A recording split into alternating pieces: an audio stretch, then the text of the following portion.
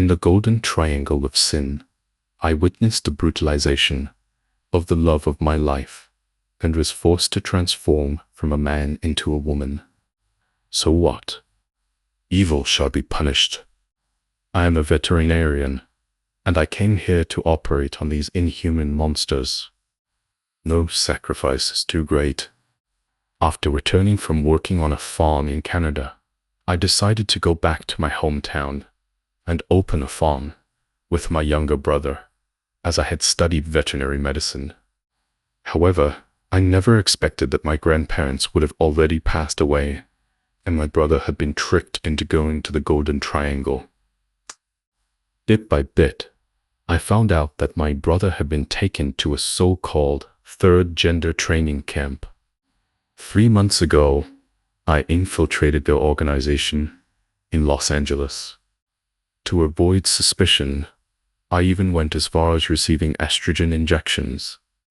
After several months of hormone injections, my leg hair disappeared, my body became slender, and even my chest began to develop. Despite the inner struggle, I never gave up. I wanted to find my brother Ethan and take him away from this human hellhole. Finally, after a long journey, our group was taken to the Golden Triangle. A cold forklift lifted the iron cage. I was in slowly entering a warehouse-like room, placing the cages in a row. Each cage was about 2 meters apart. The young boy in the cage next to me cried out until his voice was hoarse. He was only about 12 or 13 years old, still wearing his school uniform. His white t-shirt was dirty gray, stained with bloodstains. Having experienced unimaginable despair and struggle, he still hadn't given up, his throat hoarse from shouting. My brother Ethan was just as young when he was captured 3 years ago. He must have suffered the same fate.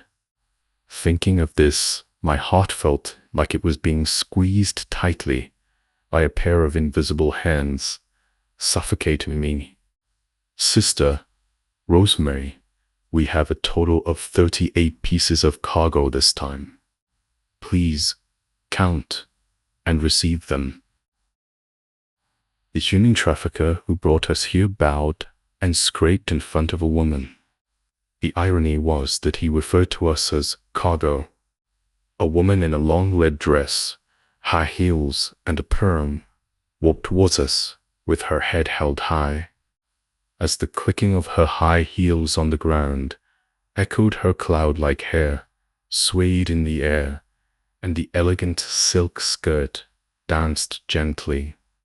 She walked with an icy tone, saying to a security guard beside her, "Investigate it for me.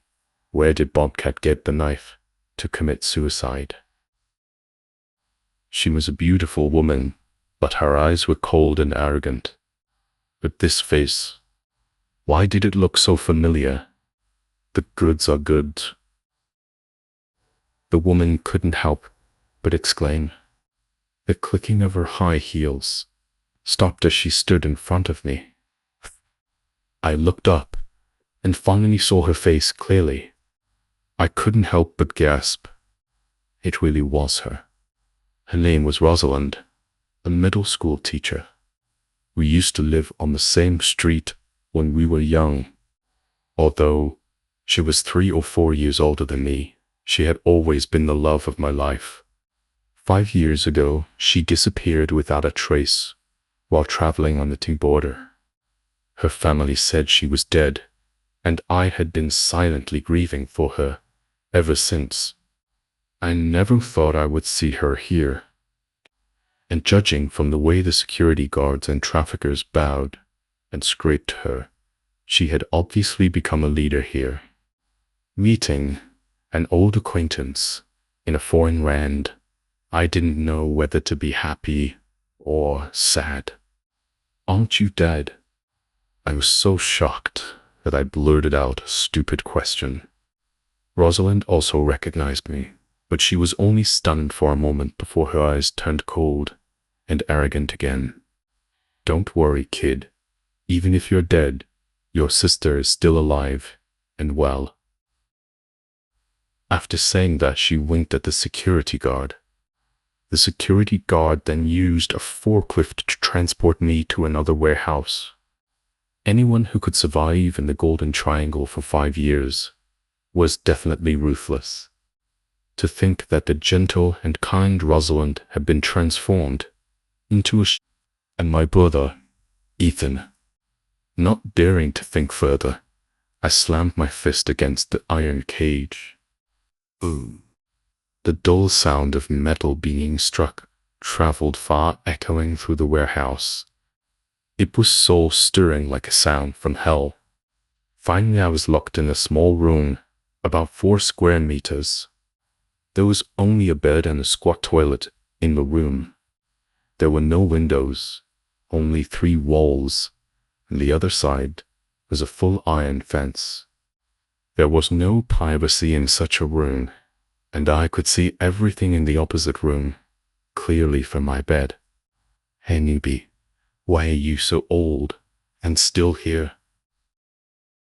The long-haired person in the opposite room was very good-looking with fair skin and a tall figure, but it was obvious that his Adam's apple surgery had failed, leaving his voice hoarse like a gander. This didn't stop his gossipy nature. He looked at me with curiosity in his eyes. "Lady boy, training camps like this rarely accepted children over the age of 15. Starting estrogen at a young age made it easier to develop curves and better skin.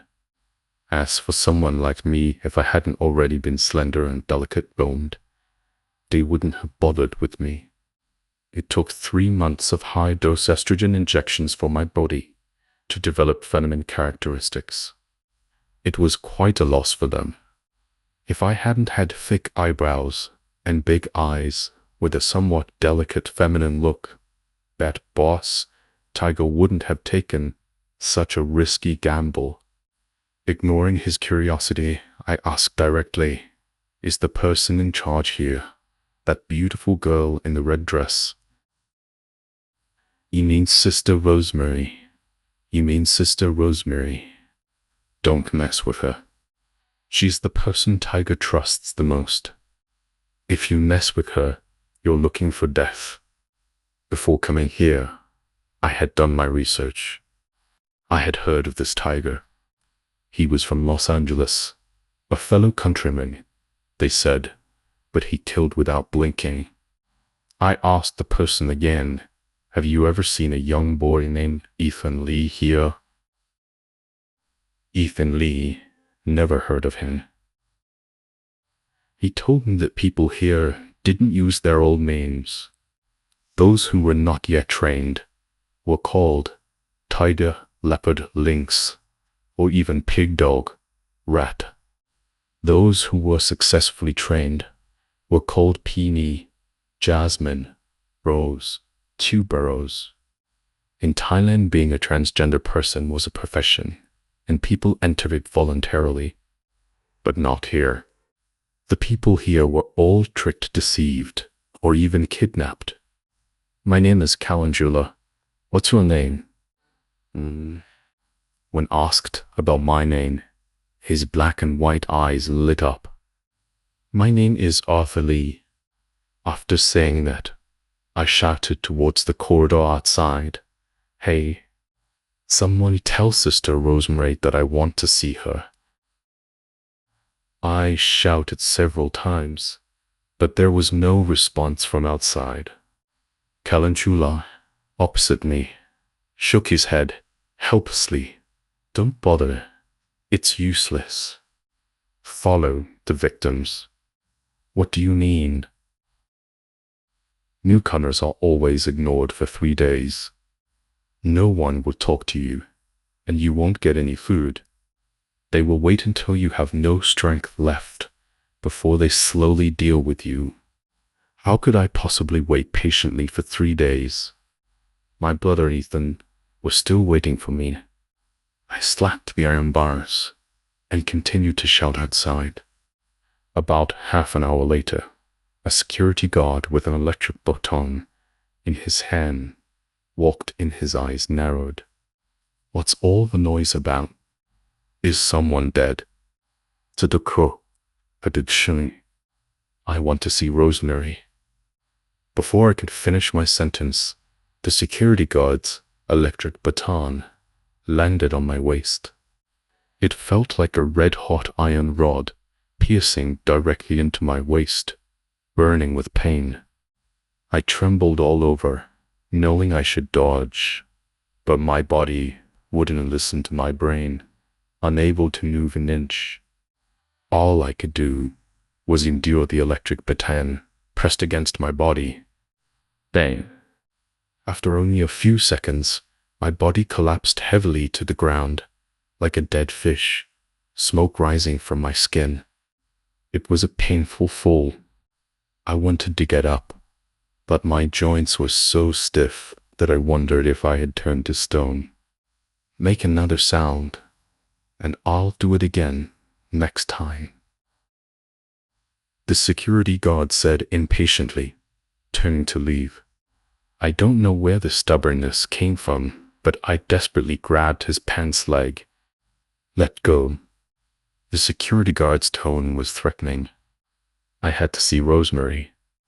I had to see my brother Ethan. Taking advantage of his unpreparedness, I pulled his leg with all my might, and the security guard crashed to the ground. It must have been a painful fall. He wriggled on the ground like a maggot, but couldn't get up. "I want to see Rosemary."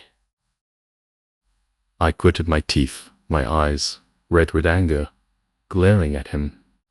"The lady boy is rebelling. Help." The security guard's roar was almost a cry. Woo! The alarm suddenly blared. A flamboyantly dressed ladyboy rushed in with 7 or 8 security guards. I was quickly subdued. "You think you can turn the tables?" Say. The ladyboy with rose-colored hair had a cigarette dangling from his lips. After I was immobilized, he kicked me hard on the head. "Daphne, take it easy. After all, Tiger paid a lot of money for him." Calensula only said half a sentence before being stopped by the ladyboy named Daphne with a look. "Casper, don't worry, I'll take care of it. Do whatever you want with him." Daphne's eyes were fierce. The security guard who had been tripped by me, Casper, finally got up. His eyes were dark and terrifying. "I'm going to kill him," whistling. Actually, this time it didn't hurt as much. The moment I felt the electric current enter my brain, I lost consciousness. I didn't wake up again until 2 days later. Feeling something cold against my face, I opened my eyes to find myself facing the iron bars, my limbs tightly bound to them with ropes. I couldn't move at all, and the cold thing against my face was the iron bar. The welded iron gate of the ruin opposite me opened. There was no one inside. In the other rooms, some people were practicing singing, some were practicing dancing, each busy with their own business.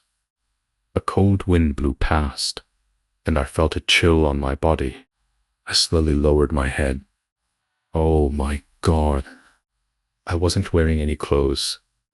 At the same time, I moved my body slightly and felt a tearing pain in my buttocks. Just as I was wondering, I saw a blood-stained beer bottle on the ground.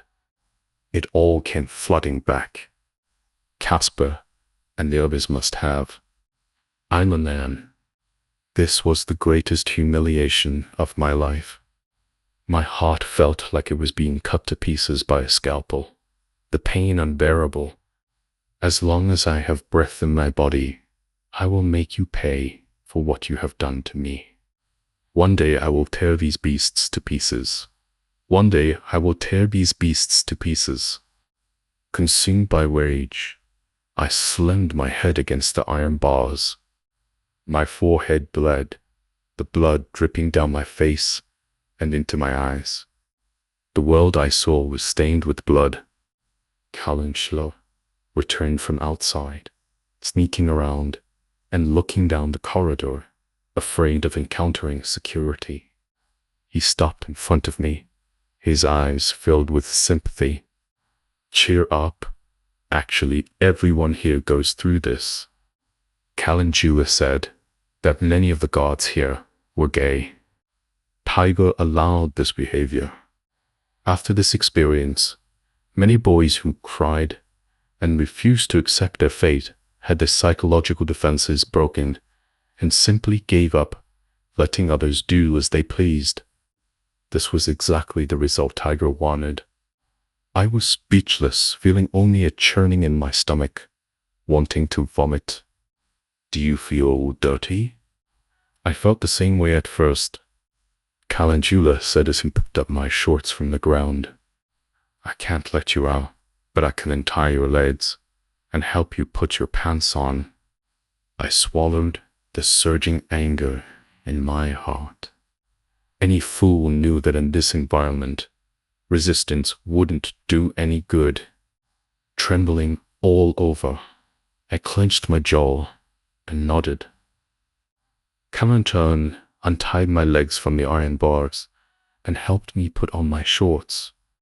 My suppressed rage made my voice hoarse. "Can you do me a favor?" She did follow the victims. "Tell me, as long as it's not asking me to help you escape, I'll do my best." "I want to see Rosemary. Can you help me get a message to her?" "Can you help me get a message to her?" After a moment of hesitation, Calendula nodded. "I'm leaving here in a few days, so they're not watching me as closely. I can make a run for you." Calendula told me that Daphne had come from a Thai cruise ship. She was a veteran transgender sex worker. She had made a lot of money, but she was old past her prime and still a hopeless romantic. By the time she disembarked, she had been cheated out of all her money. Daphne was back to square one. Then she met Tiger and became infatuated with him again. She always felt that Tiger was too good to Rosalind, and it bothered her, so she would always try to make things difficult for her. Maybe it was also because I kept asking to see Rosalind. She thinks he'll be Rosemary's right-hand man sooner or later, so she wants to give you a taste of what's what. I'll remember this. Perhaps sensing the ruthlessness in my eyes, Calendula quickly added, "Don't do anything rash. Life is cheap here. For people like Daphne and Sister, Rosemary killing a newcomer is as easy as crushing an ant." Oh. Calendula also told me that Daphne had personally killed a young lady boy that Rosalind cared about, cruelly cutting off his breasts and throwing them on the ground to be trampled on. And she did all this just to spite Rosalind. That little boy was only 12 or 13 when he was brought here. I watched him grow up. He was such a beautiful boy, always so careful, but then, at this point, Calendula's eyes reddened. Having been through so much, his heart hadn't hardened. His conscience was still intact, which was rare. I tried to keep my voice even. "Don't worry. I'll think twice before I do anything from now on." Only then did Calendula feel at ease to go and find the so-called Sister Rosemary.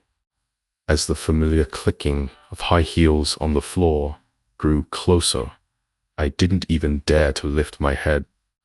I wanted to see her.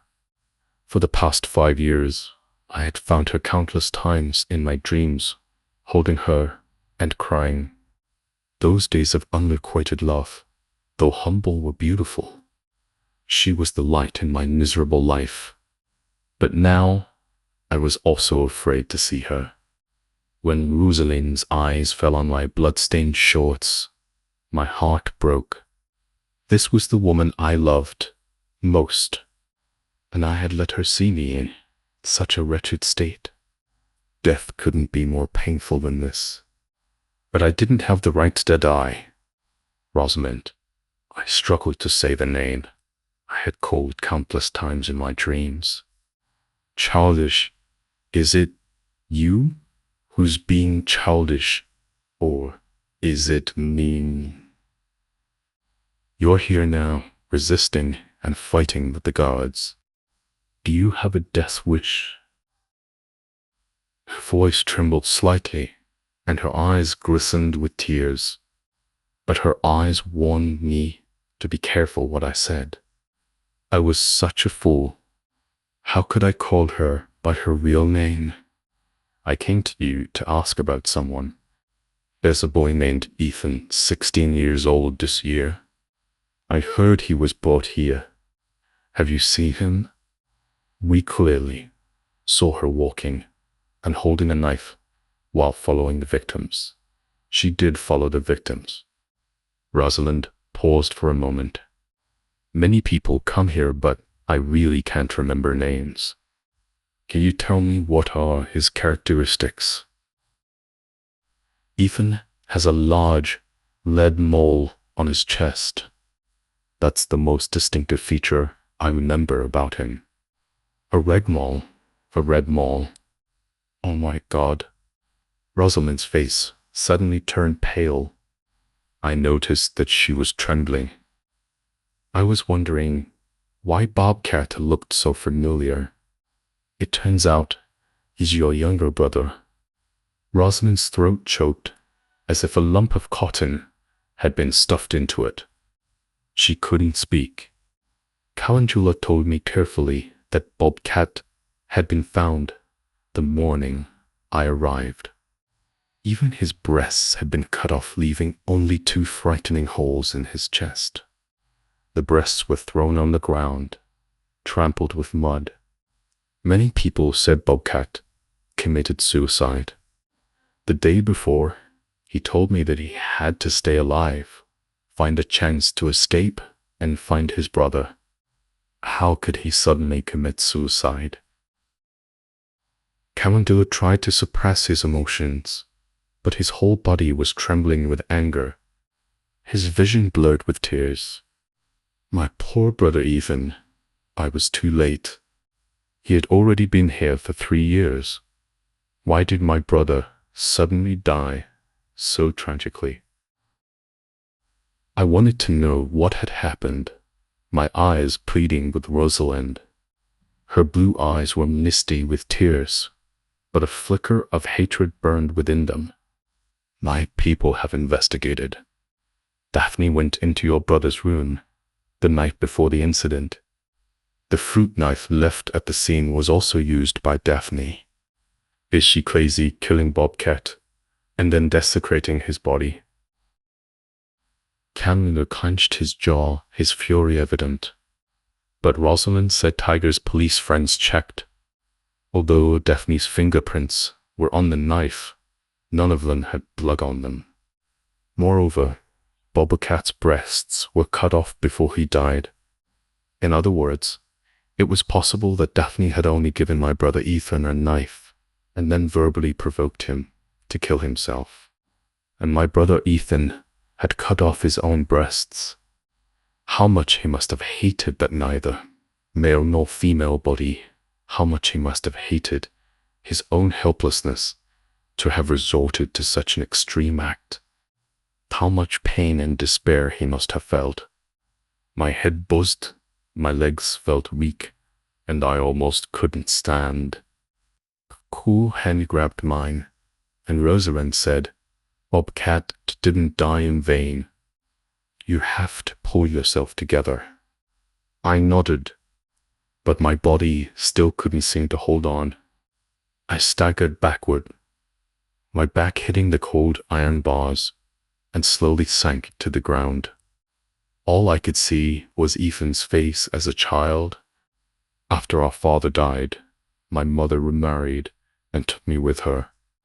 Ethan stayed behind to be raised by our grandparents. At the time, at 13 years old, I thought it was only a temporary separation, that I would be able to bring Ethan to live with me when I had the means. After high school, I joined the army and then spent 5 years in Denmark. More than 10 years had passed.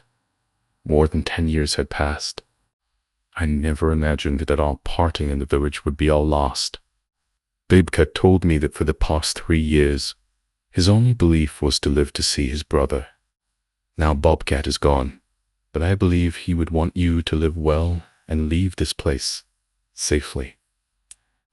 At this moment, Rosalind's eyes were gentle and full of hope, just like they used to be. Not wanting her to worry, I nodded with difficulty. I'll take you to see Bobcat. As soon as she said that, Calendula stared at her with wide eyes. Sister Rosemary, if Tiger finds out. Rosalind waved her hand, and Calendula didn't continue. But he was still worried. Rosalind called 2 security guards, one of whom was Casper. Let him down. I have something for him to do. Casper's tone was unruly. He looked quite handsome and capable. Rosalind, this wouldn't be your little lover, planning to escape with you, would it? Ian, following the victims. Slap. A slap landed cleanly on Casper's face. Rosalind said coldly, "How dare you question me?" Calendula took out a small makeup mirror and handed it to Casper, implying that he should take a look at himself and see what he was. Is your brain filled with shit? Tiger has already promised to send Sister Rosemary home before the new year. Why would she need to escape? Although reluctant, Casper could only lower his head in submission. It seemed that Rosalind did have some standing with Tiger. I was finally released from the iron bars by another security guard. Ignoring the numbness that spread throughout my body, I dragged my heavy legs and said, "Let's go, Rosalind." Rosalind led me to the woods behind the courtyard. Casper wanted to follow, but one look at her murderous gaze sent him scurrying back. In the woods, under the shade of the trees, was a mound of fresh earth. My brother Ethan lay beneath it. I won't let Daphne get away with this. Rosalind's tone was terrifyingly calm, but her eyes blazed with murderous intent. Tell me, what do I have to do to avenge my brother? I grabbed a handful of fresh earth and crunched it tightly in my hand. My teeth gritted. You don't have to do anything. Rosalind pointed in the direction of the setting sun. After dark, run in this direction. You'll come to a river. Follow the river downstream, and you'll be able to leave this place and reach Yana. This was unexpected. If I leave, how will you explain it to Tiger? She did follow the victims. Bobcat is dead. You can't be ruined here too. As for Tiger, I have my ways of handling him. If we're going together. I won't leave you here alone. She looked at me in surprise. I didn't avoid her gaze, but held her cool hand and said, "You're more important to me than life itself." Are you crazy? Rosamond tried to shake off my hand, her face turning purple with anger. I've been crazy for years. Haven't you noticed? I wanted to hug her so badly. When I thought she was dead, I had cried secretly countless times. But I knew I didn't deserve to love her in this environment. I just looked at her with determination. Rosalind dragged me to the edge of a cliff and pointed down. See those plastic bags down there? I craned my neck to look. Although the bottom of the cliff was overgrown with vegetation, the plastic bags in the grass were still clearly visible. The plastic bags contained something strange, shaped like a human body. What is that? A shiver ran down my spine. Rosalind said those plastic bags contained the bodies of disobedient ladyboys. All those who had disobeyed over the years were lying here. In recent years, those who have become rebellious are no longer put in plastic bags because Tiger has found a new way to make money selling their organs directly. My brother Ethan was lucky enough to have a grave because of Rosalind. As dusk fell, the setting sun cast a red glow on the horizon. Grey mist rose from the bottom of the cliff, carrying the faint stench of decay. The darkening sky made the brightly lit courtyard, not far away, seem like a demon's lair. It was then that I noticed the blue dots surrounding the courtyard. Those were the sentries stationed around the perimeter. There were even people with submachine guns on patrol. No wonder those who came here, if they didn't submit to becoming ladyboys and were sent to Chiang Mai or Bangkok, could never leave. Taking a deep breath, I said stubbornly, I won't leave this place until I've avenged my brother. As soon as Rosalind and I returned to the courtyard, Calendula rushed over anxiously. Just as he was about to speak, he looked behind us, his face draining of color. I turned around to see a fat man in a black suit standing behind us like a ghost. Daphne and two young men with guns stood beside him. It seemed Casper had ratted us out. Rosalind took a step forward, but slap. The fat man's hand connected with her face. 5 finger marks instantly appeared on her fair skin, and the corner of her mouth swelled. I wanted to tear the man apart, but Calendula grabbed me tightly, his voice choked with tears. Arthur Tiger has a bad temper. Don't get Sister Rosemary into trouble. So this was Tiger. Knowing that he killed without blinking an eye, I was worried about Rosalind and could only suppress my rage. Taking my goods to the back mountain, without permission, what were you thinking? Tiger's tone was deceptively calm. Daphne, however, couldn't wait any longer. At her signal, the 2 young men raised their guns. Rosalind gently wiped the blood from the corner of her mouth, her voice betraying no emotion. I know you paid a lot of money for him.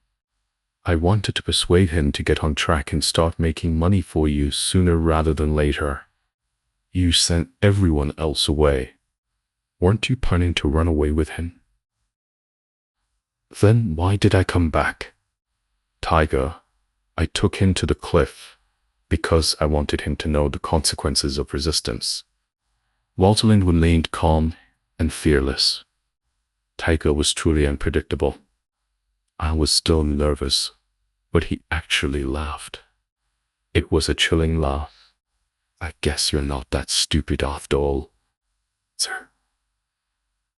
With that, he handed Rosalind a syringe.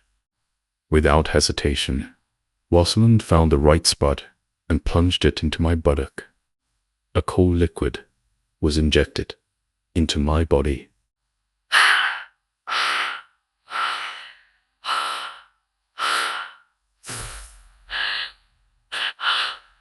Such a tall and handsome young man. It's a pity that he'll be nothing but a little chrysalis down there. Daphne reached out and patted my crotch. Rosalind glanced at the syringe and raised an eyebrow. Oops, I think I gave him a little too much. Only then did Tiger seem satisfied and left. Rosalind waved her hand, and the guards took me away. As she turned the corner, she looked back, her eyes slightly red. The large dose of estradiol gave me a splitting headache all night. I was thirsty and wanted to get up for some water, but as soon as I stood up, I felt dizzy. Just then, Caspar came in. He patrolled the corridor first. Finding me collapsed on the ground, he stood outside the iron bars and laughed. "Not only are you pretty, you're also pretending to be so fragile. I feel like having my way with you again." The pervert's smile was disgusting. "Come in, if you want to die." I glared at him. To my surprise, he actually came in and unzipped his pants. The memory of being humiliated by him and the other guards ignited a fire in my belly, but I forced myself to look weak and ill. As Caspar approached, I grabbed his belt, looped it around his neck, and strung him up on the iron bars. Despite weighing over 400 pounds, he only struggled for a few seconds before Caspar went silent, his mouth hanging open. Kalimjula cowered on his bed, his face pale with fright. "Arthur, if Tiger finds out, you're finished." I ignored him. Watching as Caspar's face turned the color of pig liver filled me with a strange satisfaction. I thought of my brother Ethan and the 12-year-old boy who was brought in with me. I don't know how many people Caspar had abused. It wasn't enough. I kicked him a few more times. By the time Rosalind arrived, Caspar was on the verge of death. Knowing about the estrogen overdose, she came to check on me, only to stumble upon this scene. I thought she would scold me for being reckless, but instead, she ripped off Caspar's pants with a swift motion.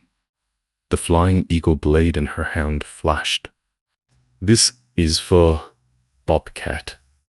Caspar, you can really be a ghost now." Blood splattered everywhere. Caspar's manhood landed on the ground with a soft thud. Rosalind's face was splattered with blood, a fierce glint in her eyes. She brought her red high heel down on. Caspar watched all this with wide eyes, then finally closed them. My pure and innocent Rosalind was truly gone. We exchanged a look, both understanding the satisfaction in the other's heart. Ooh. Suddenly, the alarm at the end of the corridor blared. Soon more than a dozen guards rushed in, all armed. Daphne was at the front again. Seeing the corpse hanging on the iron bars, her face flushed red. "This is mutiny. Shoot Arthur dead first, then report to Tiger." As soon as Daphne finished her sentence, more than a dozen gun barrels were pointed at me. I'd like to see who dares to shoot. Though she did follow the victims. Rosalind stretched out her arms, bravely shielding me. She had, after all, worked for Tiger for 5 years and had earned his trust. The guards hesitated, no one daring to fire. They looked to Daphne for further instructions. "You're asking for it." "Yeah." Daphne impatiently snatched a gun from a nearby guard and aimed it menacingly at Rosalind. Bang! A deafening gunshot rang out. I frantically pushed Rosalind away. Perhaps because it was her first time firing a gun, Daphne hadn't anticipated the recoil. The gun went off, hitting the wall behind me, but it was knocked out of her hand. Not a single shot hit its mark. Daphne refused to give up and crouched down to pick up the gun. Bang! Another gunshot rang out, this time near her hand.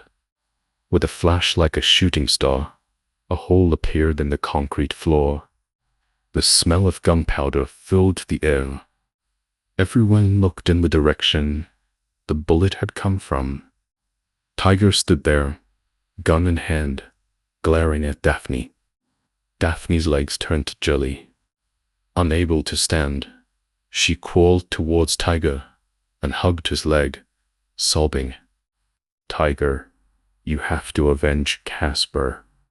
In the end, Eerie saw her walking and holding a knife while following the victims. She did follow the victims. Tiger's eyes were cold, a sneer playing on his lips. "You seem awfully broken up about Casper." Daphne had been trying to seduce Tiger all this time, and now she was showing too much concern for Casper. Tiger was not pleased. Casper was strangled to death by Arthur, and even what? 10. What, you slept with him a few times, and now you're in love? Tiger's cold eyes were filled with murderous intent. Only then did Daphne sense the danger. She quickly changed her tune. "Tiger, I'm just looking out for your business. I don't want someone who's loyal to you to die like this. I didn't mean anything else." "Really? Surely?" Tiger threw a few reports at Daphne's face. "Then tell me, where did the knife that Bobcat used to kill himself come from?" "What mere knife? Tiger, I don't know what you're talking about."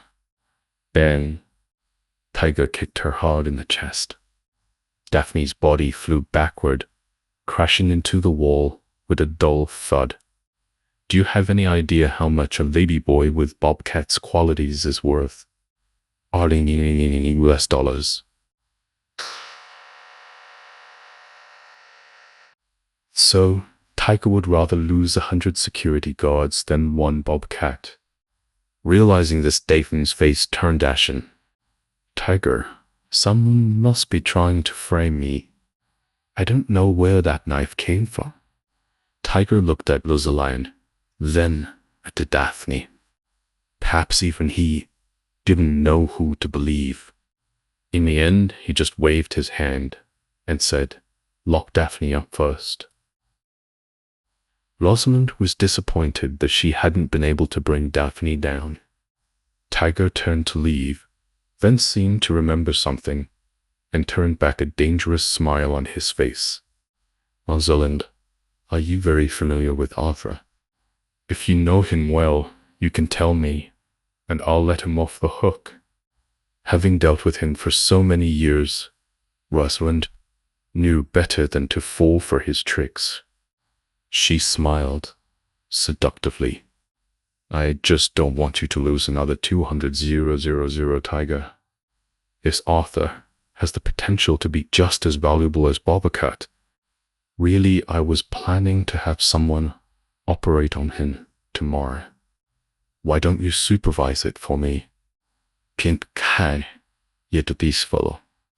"Sure, I'll make sure to oversee the entire procedure." The surgery they were talking about was castration. To become a ladyboy, adult men had to undergo a norcotomy. Once the testicles were removed, testosterone production would decrease, which could reduce the cost of estrogen use in the future. But after this surgery, the man would never be able to regain his manhood. After they left, Calendula looked at me with sympathy. I said nothing, picked up Rosalind's dropped flying eagle blade from the ground, and hid it.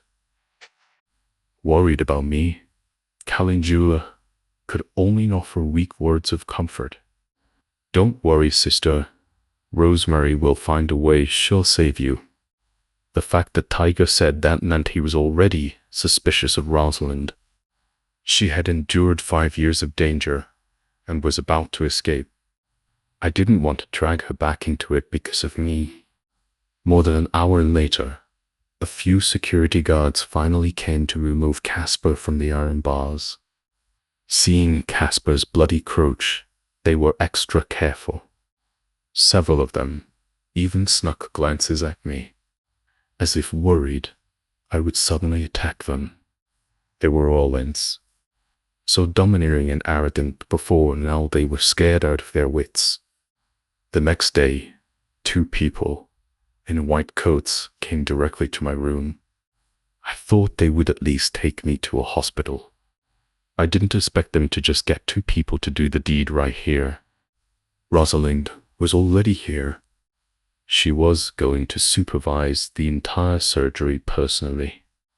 She was still in her red dress, her hair and silk dress shimmering softly. She was as beautiful as an angel. As the anesthetic was slowly injected into my body, I only felt a wave of drowsiness, and the angel's figure before me gradually blurred. I don't know how long I slept. Calendula's cries from the opposite room woke me up. My private parts were bandaged, the gauze soaked with blood. Seeing that I had moved, Calendula quickly asked if I was in pain. I shook my head. How could it not hurt? I saw your... He didn't finish his sentence and started crying again.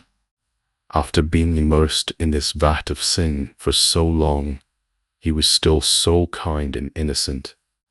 I reached out, wanting to comfort him, but found that my arm wasn't long enough to reach him. I gave up and said, "Don't worry, Calendula, I'm fine. Tomorrow is your big day. You should be happy."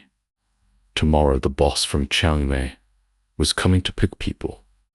Calendula could finally leave this wicked third gender training center. Calendula wiped his tears. "You're so strong comforting me at a time like this." Unexpectedly, Calendula wasn't selected at the next day's audition. It was mainly because his Adam's apple surgery had failed, and his voice was simply too unpleasant. The boss from Chiang Mai said that he sounded like a quacking duck, which would ruin his customer's mood. He had been looking forward to leaving this place, and hearing this news was like a bolt from the blue. "No, I can't stay in this place forever." Calendula ran out in tears. I wanted to talk to him, but didn't get the chance. He came back later that night. He looked exhausted, but there was still a hint of joy in his eyes. "Arthur, I'm leaving tomorrow." "Didn't they say they didn't want him?" I looked at him suspiciously. He chuckled. "I went to see the boss from Chiang Mai and made him an offer he couldn't refuse." After saying that, he limped back to his room. I suddenly understood what he meant by making him an offer he couldn't refuse. "Go wash up. Aren't you disgusted?" "It doesn't matter if it's dirty or not, as long as I can get out of here." He said he would come find me when he leaves tomorrow. Calendula returned to his room, overjoyed. I hoped he could leave this place. After all, that was his wish. Just before falling asleep, Calendula seemed to remember something, and told me that he had run into Rosalind on his way back. Sister Rosemary said not to worry about her. Tiger saw the 2 testicles she gave him and was completely reassured. I nodded. "Doesn't it hurt?" he asked again. "I'm okay," I replied. The 2 testicles Rosalind gave Tiger belonged to Casper. As for how she persuaded the 2 guys in white coats not to tell, I had no idea. Early the next morning, Calendula got up and started packing. He put on a yellow miniskirt, did his makeup, his long hair cascading down his back, his figure curvy. Calendula looked absolutely stunning, but he waited a long time, and the boss from Chiang Mai never came. Feeling uneasy, he ran out again. I had a bad feeling about this. I always felt that things were not as simple as they seemed. Sure enough, Calendula came back crying a while later. Such shady business could only be conducted in the dark. The boss from Chiang Mai had left in the dead of night. His hope-crushed Calendula fell ill. Over the next 2 months, he became thinner and thinner until he was nothing but skin and bones. Because he had always been relatively well behaved, Tiger treated him well and had taken him to see a doctor several times. They couldn't figure out what was wrong with him, but Calendula's health continued to deteriorate. However, he was still very diligent. While Daphne was locked up, he would visit her from time to time and even bring her milk. Was he crazy? Why was he suddenly so nice to Daphne? Whose side was he on? Although I was puzzled, I didn't have the time to dwell on it. Everyone thought I had resigned myself to my fate, and they became more and more lax in their surveillance of me. So they arranged for me to learn singing, dancing, and other performance skills. Life was actually quite relaxed. I was just waiting for Rosalind to leave. Only after she was gone could I make my move without any worries. However, Rosalind and I were both too naive. As the end of the year approached, a high-ranking official under the local warlord paid a visit to the training center. The man was a lecher at first glance. From the moment he arrived, his eyes had been glued to Rosalind. Rosalind was already dressed very discreetly today. She was only wearing a gray coat, but she was so beautiful that she stood out in a crowd. The man's gaze was obscene. Anyone could tell what he was thinking. Tiger readily offered, "You like her? I'll have her accompany you tonight." Rosalind's heart sank when she heard Tiger's words. "Tiger." She stopped in mid-sentence, because Tiger glared at her. I quickly stepped forward. What's so fun about a little girl? Aren't ladyboys the most interesting thing here? So die the vectors. The man looked me up and down, a knowing smile spreading across his face. He gave my butt a squeeze. "I prefer this one." Beings. I led him to his room. Rosalind clenched her fists, her face pale as a sheet. As long as she was safe, I didn't care what happened to me. Loving her meant going through hell for her.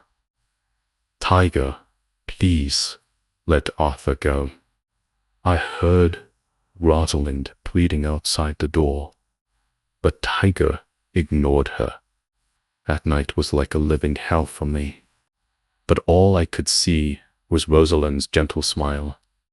I still remembered, when I first moved to that street, how the other kids would laugh at my mother for marrying an old man and spit on me.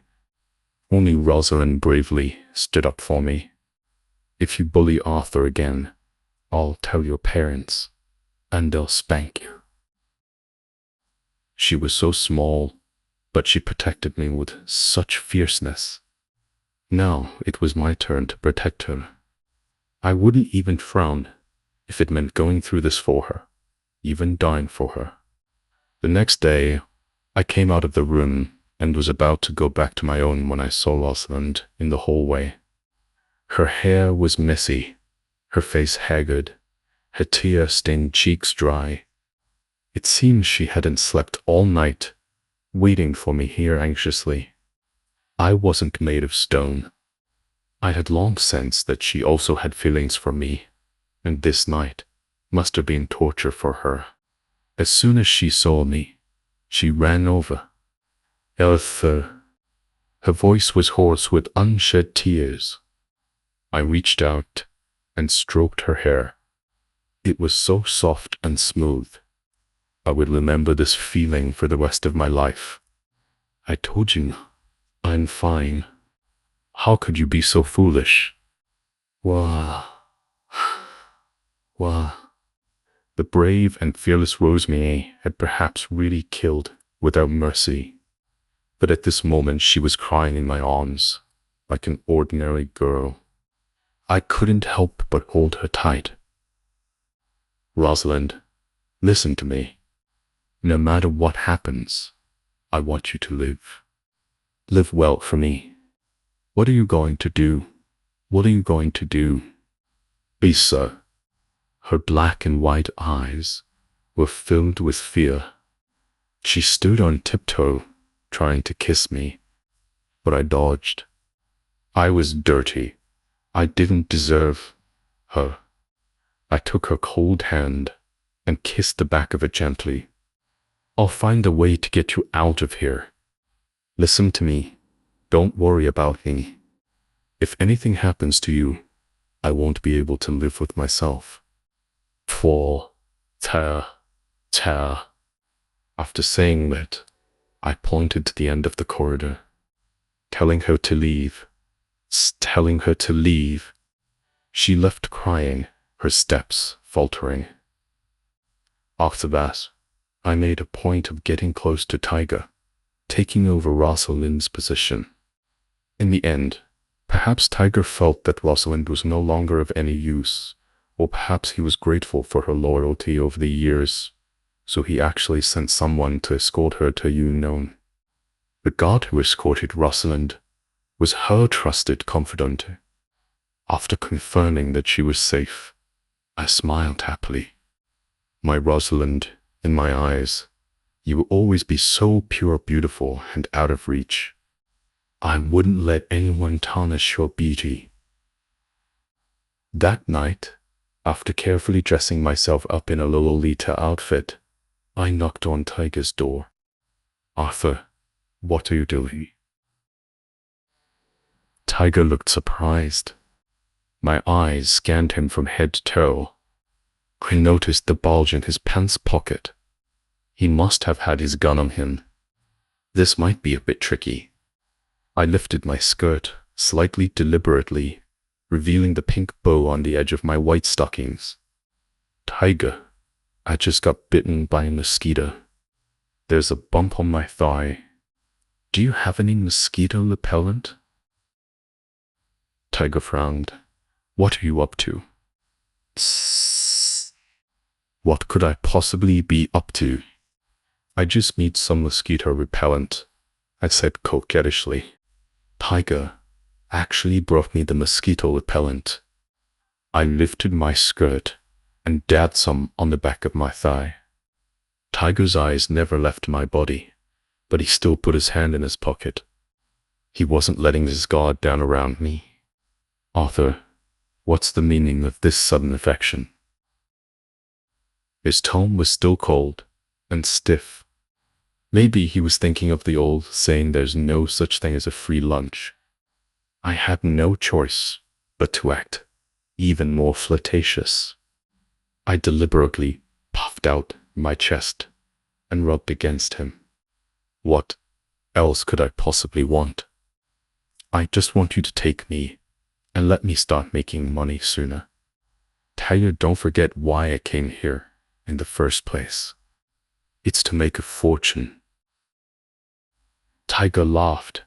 He probably remembered that I had come here voluntarily. I had told him from the start that I would do anything as long as I could make money. His hand reached under my skirt, and I smiled sweetly as I unbuckled his belt. His pants were pulled down to his knees. Once I was sure he couldn't reach his gun, I leaned in and kissed his neck. You little vixen, you're quite...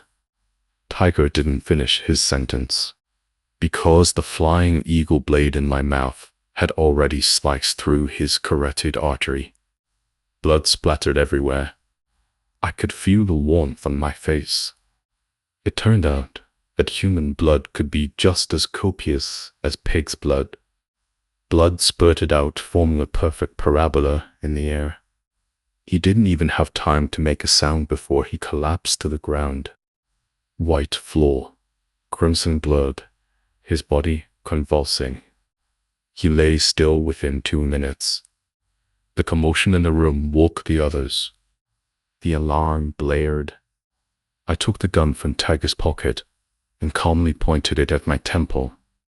The deafening gunshot echoed through the silent night. I collapsed in a pool of blood, my consciousness fading. I saw Rosalind. She was wearing a white dress, just like she used to, standing on the hillside in the distance, smiling at me.